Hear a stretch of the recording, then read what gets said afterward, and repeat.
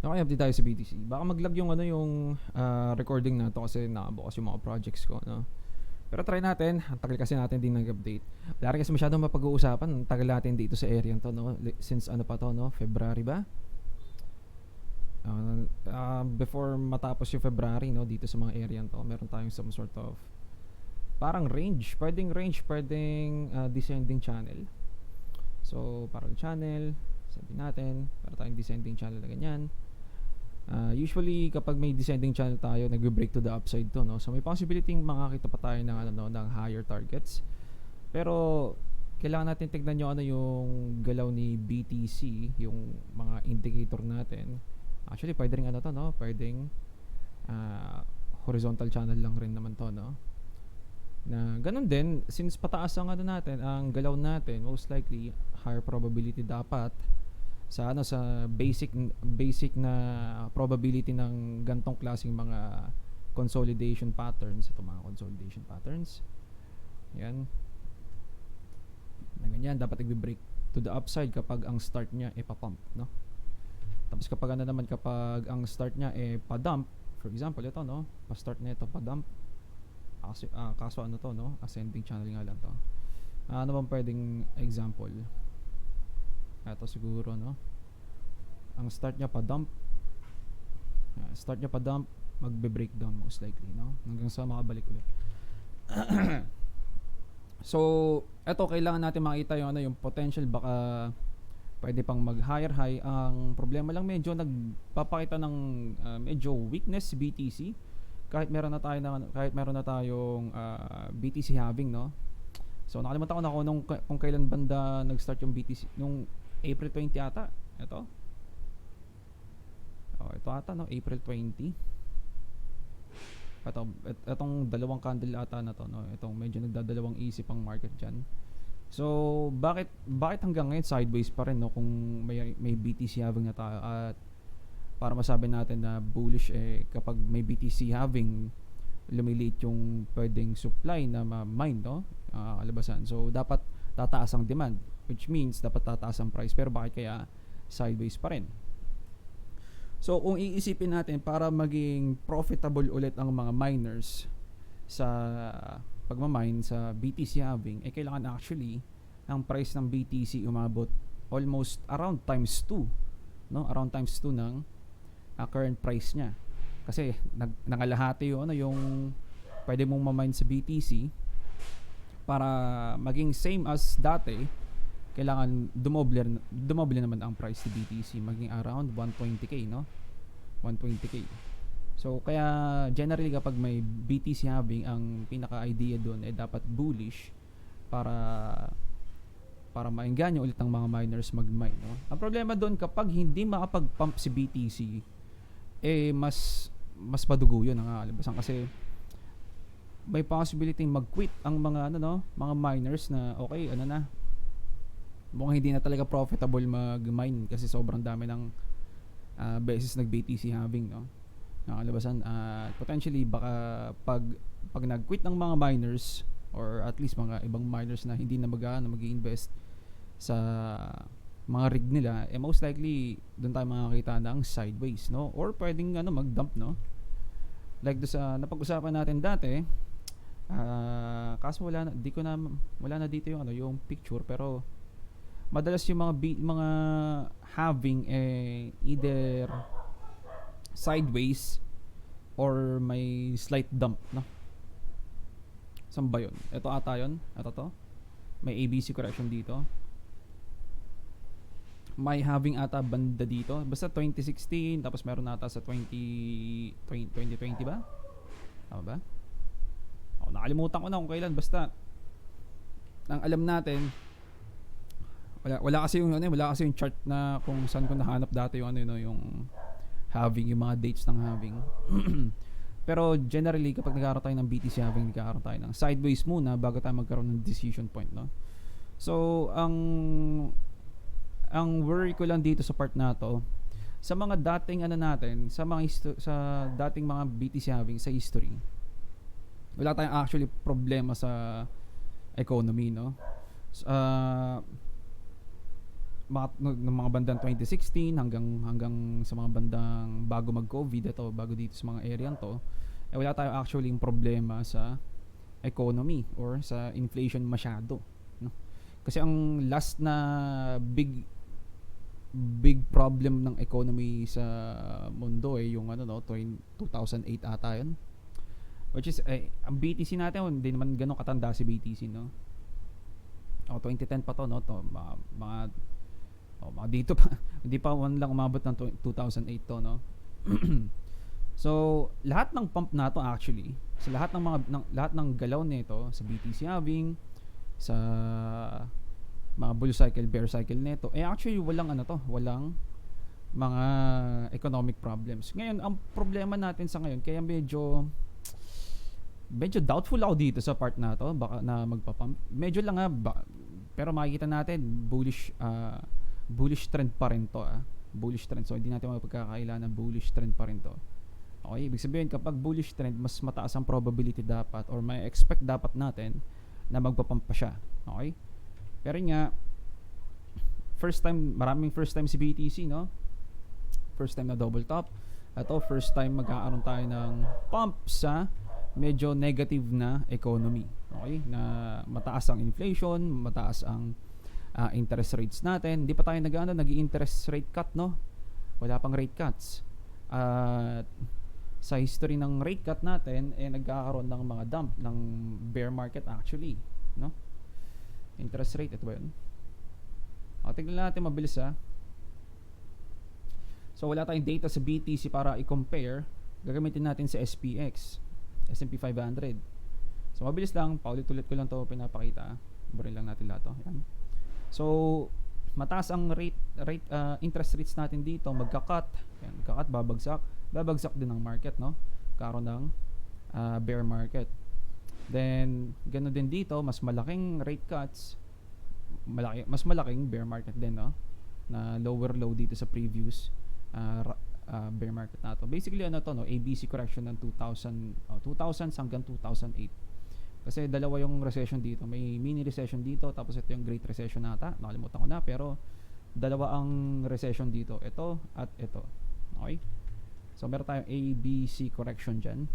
Then ang sumunod, mini recession di ko masabi kung recession ba tawag dito, pero sa Google ang sabi mini recession daw ang COVID dump or lockdown, ito banda dito sa March. So nagkaroon tayo ng rate cut, nagkaroon din tayo ng COVID dump, nagkaroon din tayo ng bagsak sa price ni S&P 500. Makikita rin natin to sa BTC, no? Bumagsak tayo ng 70% sa price ni BTC. Umabot ulit tayo ng bandang ano ba tawag dito, 5,000 ba? $5,000 BTC. USD, nasaan yung index? Ayun. So ito yan, no? Ito yan, itong 2 months na to, no? So maiksing recession lang to. Tama ba? 5,000 o 3,800 pala to, no? Banda dito. So malaking dump to, no? Mula dyan hanggang dito. Hindi pala gano'n kalaki, 60%, pero ito pala yung sinasabi ko, no? Na mula dito sa wave high na to, o dito sa wave low na to, 70% pala, ayun pala yung sinasabi ko.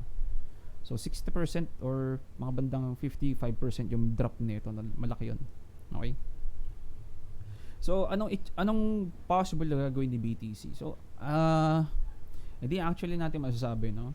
Ang makikita natin dito sa monthly natin, ang RSI natin either pwedeng mag-bounce or pwedeng mag-pierce through down, no? Kapag nag-pierce through down to, medyo malaking indication of bearish move yun, no? So for example dito, no, bihira tayo mag-breakdown ng 70 RSI pag pa-bull market tayo, no? So for example ito marami tayong magagandang ano ba tawag dito, examples, no? For example ito, magbe-breakout, no? Pagka-breakout, bull market, no? Makikita natin hindi pa tayo actually nagbe-breakout ng etong candle close na to. Dito natin hindi pa confirm to, no? Itong sa candle na to, kasi hindi pa natin makita na nagbe-break nagbe-break out tayo sa candle na to at dito sa RSI na to, no? Papansin natin. So doon natin makikita sa susunod na candle yung breakout, nasa taas na tayo ng 70 RSI. Then anong ginawa after nito? Puro pump na to, no? Puro pump. So ito yung mga isa sa mga pinaka-importanteng kailangan natin bantayan, yung 70 RSI sa monthly. Ganun din sa weekly, no? Tsaka sa daily. Sa daily, kapag bumagsak sa 70 RSI, most likely mag-aaroon yun ng pahinga or possible na sideways na galaw or baka nagre-reset lang, no? Ganun din naman sa weekly, mas patagal nga lang ang kakalabasan na galaw niya kapag bumagsak ng 70 RSI sa weekly. Pag sa monthly, most likely baka yearly na yon ang kakalabasan na bear market. Okay, kapag bumagsak. So ito for example, bumagsak tayo, nagkaroon tayo ng mini correction dito. Baka ganito lang to, ABC lang to na ganyan, or kung ano mang klaseng ABC correction to. Nag-support tayo sa 70 RSI at nagpump pa tayo isa pang beses. So malakas na indicator tong 70 RSI, no? Meron tayong moving average ni dito, itong dilaw. So meron tayong parang cross dito pa yung cross, no? Cross down, first indication na medyo parang humihina na ang pump, no? So dito makikita natin, nag-top tayo, hindi pa tayo actually nagbe-breakdown dito. Nag-breakdown tayo dito sa candle na to, no? Itong candle na to tayo nag-breakdown. So mapapansin natin hindi na makaangat above dito ang price hanggang sa magkaroon tayo ng sunod-sunod na pagbagsak, no? So basically bear market.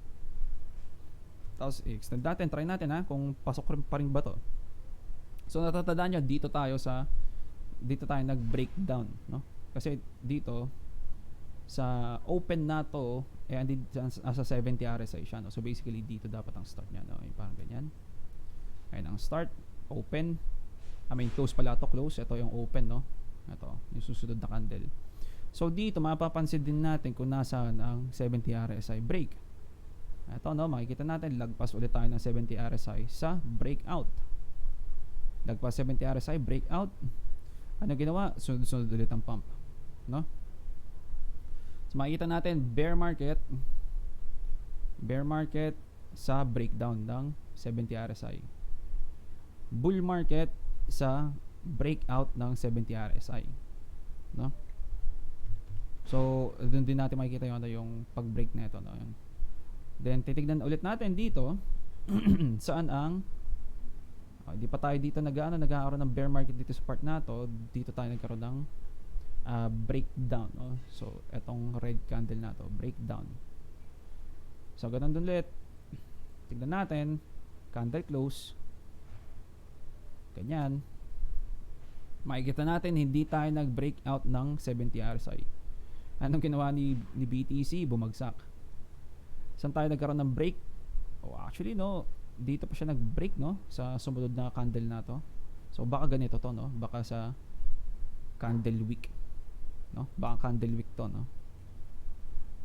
So hindi sa body, hindi sa candle, hindi sa body, more like sa week. So tignan nga natin. Kasi ito walang masyadong wick sa taas to, no? So kaya siya mukhang body resistance kumbaga.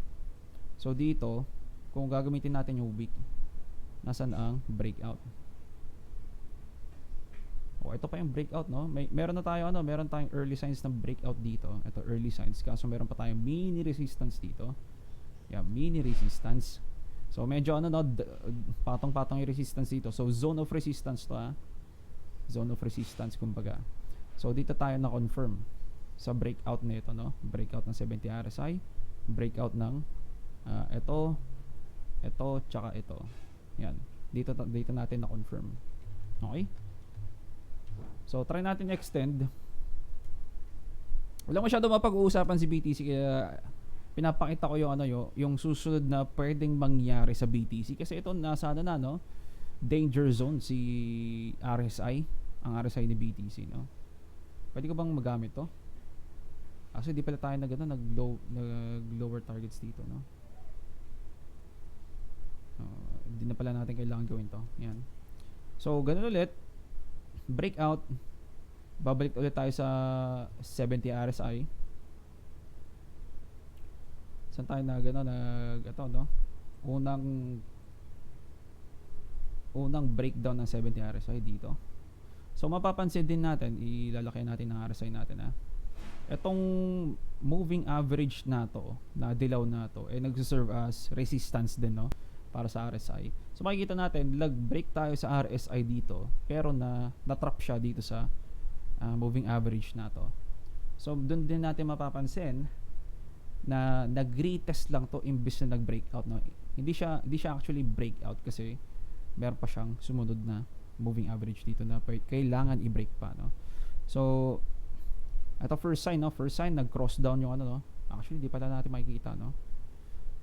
First sign na magbe-bear market pero nagkaroon tayo ng higher high, which is bihira mangyari, no. Bihira mangyari kasi sa mga previous ano natin. Kaya ito yung sinasabi ko, no, kakaiba tong pump na, itong galaw na to, itong pump na to, papunta dito sa dump na to, no. Medyo kakaiba kasi sa mga previous natin, ito, yan, kapag nag-breakdown na tayo ng 70 RSI, hindi tayo nag-higher high dito, no, sa ATH. Yan, hindi tayo nag-higher high. At ito na agad yung start ng bear market, no? Start agad ng bear market, ha. So ang sumunod dito, for example ito, no, start agad ng bear market yung breakdown ng 70 RSI. Meron pa ba tayo dito? Wala na. Pero dito, hindi to exactly start ng bear market agad, no? Kasi kapag dito tayo nag-break, dapat ang at least sa history ang sinasabi, start na dapat ng bear market to, no? Itong galaw na to, no? Actually, tingnan nga natin. Lumagpas man tayo na 70 RSI, no? So medyo medyo kakaiba. Hindi ko sure kung bakit gano'n, pero ATH palalo to, higher high to, no? Pero makikita natin rejection siya ng ng area ng 70 RSI, meaning hindi dapat masasabing bull market to. Hindi masasabing bull market unless kakaibang structure to na ganun nga, may 5 wave counts tayo dito, no, na 1, 2, 3, 4, 5 na ganyan, or kung hindi baka ito yung 1, 2, 3, 4, 5 at ito na yung ATH natin, which is mas masaklap to, no, mas masaklap to kasi kapag ganito walang masyadong galaw ang alts na ito, kakalabasan na may gadang pa rin kasunod dyan ang kakalabasan, no? Which is sana hindi mangyari, sana ibang klaseng wave count to. Mahirap lang siya mabasa ngayon, no, kasi kakaiba siya sa sa previous na ginagawa ni BTC, no. So makikita natin dito, no, nag-push up siya, rejected, then most likely dapat ito yung start ng bear market talaga, no. Ito yung start ng bear market. Itong buong to kasama tong ATH na to, bear market dapat ang tawag dyan kung susundin natin yung history ng galaw ni BTC, no. Pero since hindi natin sure kung ganun ba talaga, pero dapat ganun ang tawag sa kanya, no. So ngayon, eto na, dito na tayo makabalik sa current na sitwasyon natin. Si BTC nagpapakita ng sign ng weakness dito, no. Nakapag bumalik tayo ng 70 RSI below, kailangan natin tandaan na meron pa tayong ano ba tawag dito, yung moving average na etong ano bang moving average na ito? Teka lang, RSI 14, no? RSI 14. So kaso monthly to, no? Monthly. So hindi ko alam kung paano yung calculation yan, pero RSI 14 ng monthly, no? So ang alabasan, kailangan i-breakdown din niya to para masabi natin confirm na meron tayong paparating na dump, no, na malaking klaseng dump. So ayaw natin mangyari itong mga to, no. Pero yun nga, meron kasi tayong breakdown dito, expect natin meron tayong malaking dump. Ganun dito sa mga previous na mga galaw na to, no. Meron tayong breakdown, malaking dump, no. So ito dito pa yung rejection, then isa pang dump ulit, no. So ganun din dito sa previous bear cycles na to, no. Meron tayong breakdown, then malaking dump. Okay? Nasaan na ba tayo ito? So ito kailangan natin bantayan ito, 70 RSI. Okay? Pero hindi meaning na kung magbe-breakdown man siya, kailangan pa rin niya sa tingin ko lang, i-breakdown pa to itong RSI nato, no, itong monthly RSI nato, no, itong ano tawag dito, moving average nato, sorry, moving average pala. So punta tayo ng weekly. Ganda din sa weekly, no, nasa area siya na pwede siyang mag-bounce or pwede siyang mag-breakdown. Okay, so sa monthly meron tayo ano, no, pwede siyang mag-bounce or pwede siyang mag-breakdown. So nasa danger zone si BTC, no, either nasa danger zone siya or nasa perfect spot para bumili, no, kasi nasa area tayo ng bullish territory. Okay, bullish territory tong above 70 RSI, no, ibig sabihin puro doon natin makikita yung puro pump kung magpapump lang siya, no. Pero hindi pa tayo nakakita ng push up retest dito. Nakakita na ba tayo na ganyan sa previous na galaw ni BTC? No, nakakita na tayo, ha. Ito, breakout retest. Meron tayong ginawang gano'n, no. Ito nasa ATH area to, no. Then sunod siya nagpump. Okay, meron pa ba tayong gano'n? Ito rin meron. Isang malaking breakout retest para sa correction, then isa pang push up, no, dito, no, nag-support siya dito sa part na to. Okay, so possible, no, dalawa ang meaning nito, no, either magre-retest siya para sa isa pang push up bago siya magkaroon pa ng dump, or kapag pagdabutas niya to, pwede tayo maka-expect ng medyo mas malaking dump pa ng konti, siguro mga 50k. Pero aabangan natin tong moving average nato, no, kasi pwedeng mag-support yan sa babagsakan ng RSI nato, no, then magpa-pump ulit yung possible. So mas marami ang chance na bullish pa. Okay, mas marami ang chance na bullish pa kasi marami tayong support dito, meron tayong dito support, meron tayong support na paparating pa dito. Okay, ganun din naman dito, meron tayong ano, no, sa galaw ni BTC sa mga bandang 48k, no, meron tayo ditong support. Kung monthly lang tayo titingin, no, kung monthly lang. Kung sa weekly titignan natin, no, ganun lang rin naman dito, no, either magsusupport lang naman to or magbe-breakdown. So hindi pa tayo nakakita ng breakdown dito sa ngayon, no, pero meron tayong breakdown ng moving average, pero hindi ganun ka-importante ito sa tingin ko sa ngayon. Mas importante yung mag-breakdown siya ng 70 RSI para ma-confirm. Okay, so possible na dito pa ang susunod na target ni BTC sa bandang mga 52k, no. So 48k hanggang 52k yung area ng possible na pag babouncean niya kung babagsak pa siya, na yan. So kung sa daily naman, sa daily nakakita tayo ng retest ng 50 RSI, which is madalas kapag nasa ilalim na siya ng 50 RSI, nag-enter siya ng bearish ano tawag dito, ng bearish movement, bearish territory, kumbaga itong area to, no, yan, hanggang sa makarating siya sa 30 RSI para masabi natin okay, oversold na, pwede na tayong bumili ulit, no. So meron tayo ano, no, meron tayo last one na siguro to,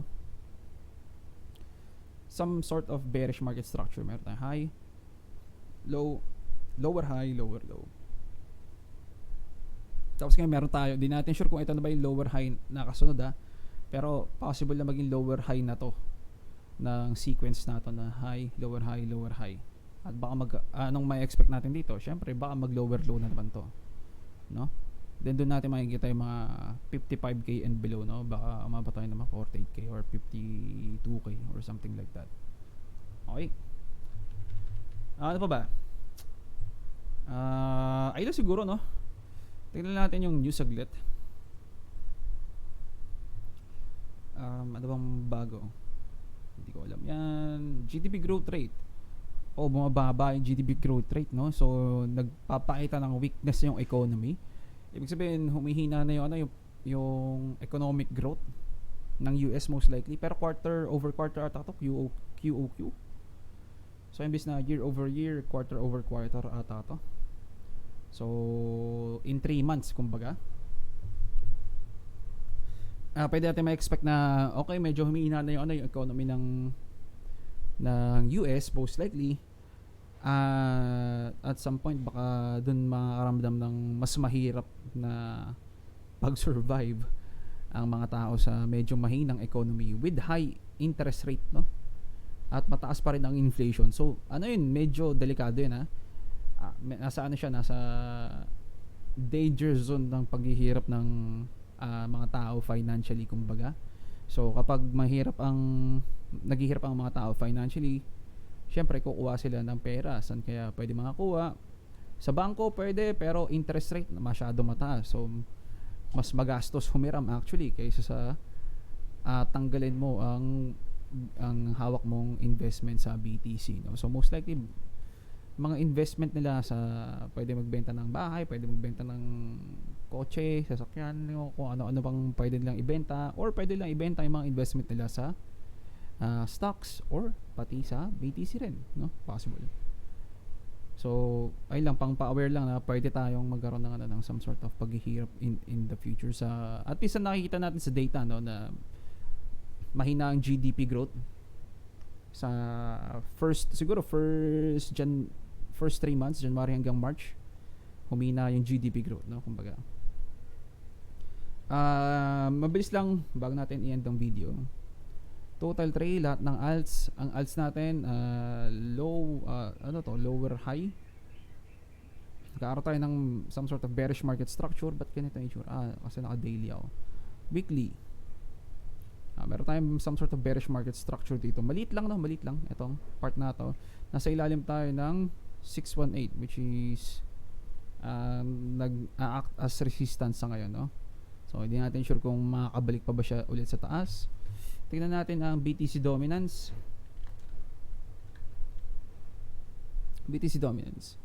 Si BTC dominance malakas pa rin, no? So hanggang malakas si BTC dominance, pwede natin ma-expect si alts medyo hindi masyado magpe-perform ng maigi. So may possibility na sa pagbagsak pa ni BTC dominance tayo makakita ng explosive move sa alts, no? So masasabi ko maaga pa rin kasi medyo nagdadump si BTC, nagdadump din yung mga alts, no? Babalik sa mga medyo nasa mga mura-murang price ang mga alts ngayon kasi hindi pa sure si BTC kung anong gustong gawin niya at medyo marami rin tayong bad news sa economic events, no? Kumbaga.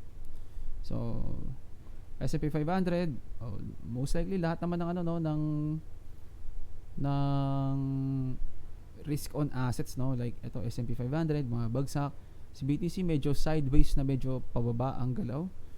Si DXY medyo papump pa siya, no, pero medyo mahinang weak sa ngayon, no? So medyo mataas ang palitan ng dollar ngayon. Kung OFW kayo, no, malaki ang kita nyo sa pagpapapalit ng US dollar to PHP, kumbaga. So saan ba? Okay lang siguro.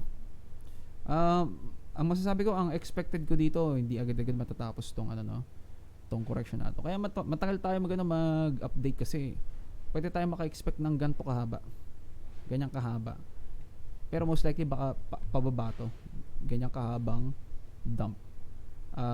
Somewhere dito siguro yung pinaka support, kumbaga, bago tayo magkaroon makakita ng pump. So ayun ang nakikita ko so far. Hindi pa ako nagte-trade, hindi pa ako actually di pa rin ako gumagawa ng account sa kung ano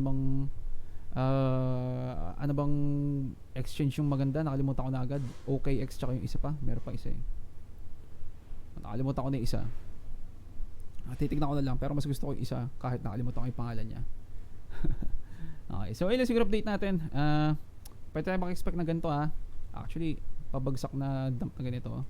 Kahit ang naiisip kong pwede mangyari, or more like most plausible na galaw,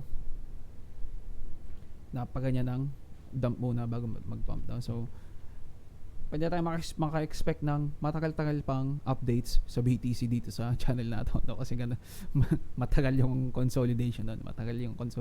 Yan. Okay. Kailangan natin tandaan yung daily, medyo nasa mga area na ng malapit-lapit na tong mag-reset ng RSI. Pwedeng dito na siya mag-reset kaso nagre-reject siya sa 50 RSI, no. So, mas expect ko siguro dito pa siya sa mga bandang 30 RSI magkaroon ng confirm reset. So, ganyan. Ganyan. Nakalabasan. So, ayun lang siguro update natin. Ingat sa trades. Tandaan natin ang 70 RSI sa weekly at sa monthly. Okay? Ingat sa trades sa GG's Boys.